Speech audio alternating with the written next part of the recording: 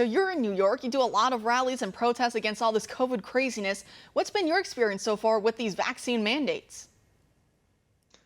I think it's been rolled out in a kind of inconsistent way. Obviously, some places are enforcing it and some are not. I think it's still to be decided how much the city is going to really hammer down on these businesses. How hard are they going to come down? How many fines are they going to levy? So businesses are still testing the waters. So between the 13th, when this first got implemented, and the next month or so is really going to be the deciding factor to see how draconian De Blasio and his minions are going to get to stamp out any kind of dissent among the small business community. But it's very sad to see it's pitting New Yorker against New Yorker, American against American, and that's really what this is all about. It's divide and conquer. It's having us attack each other. It's having scapegoats for the failings of this regime, and it's just really un-American, as the gentleman in the video you just played stated.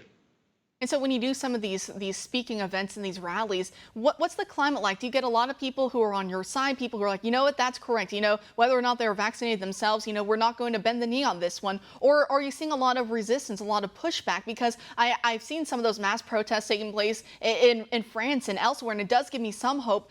Are you seeing a similar, maybe civil disobedience, peaceful one in your streets?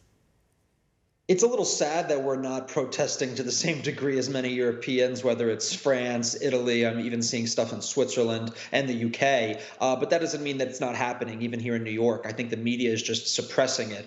We had a march on Gracie Mansion that had almost 700 people there from all walks of life, different backgrounds, many Democrats, many people who were vaccinated. It didn't get that much press attention. There was 1,000 people that marched over the Brooklyn Bridge just a few nights ago. Very little attention. I see protests every day on the streets of New York. Again, very little attention given. They're trying to make you feel like you're a minority. They're trying to make you feel like there's no support out there for your cause, when in reality, I think it's something close to 40% plus of New Yorkers are not fully vaccinated. And if they're not fully vaccinated now, they're probably not going to be. They've made a conscientious decision not to get vaccinated. It's readily available. It's pretty much free. Anyone can get it.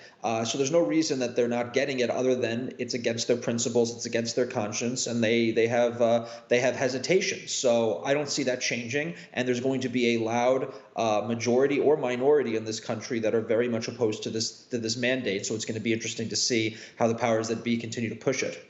It will be interesting to see how this all plays out, because I know the point has been made so many different times, but as we heard in that restaurant clip, the waiter or the owner, whoever that man was talking to the family, he didn't just ask for the vaccine, the vaccine proof of vaccination. He also asked for an ID. And obviously for so many months, especially, we've been hearing that when it comes to, say, voting, when you have to prove who you are, when it comes to, casting a ballot, the showing ID there, that's the new Jim Crow, that it's suppressing the vote. And now, of course, just to breathe and to live and to go outside your house and pick up food from the grocery store, go out to eat with your family, you just now have to carry around ID. And is this not Jim Crow according to Democrats' new standards?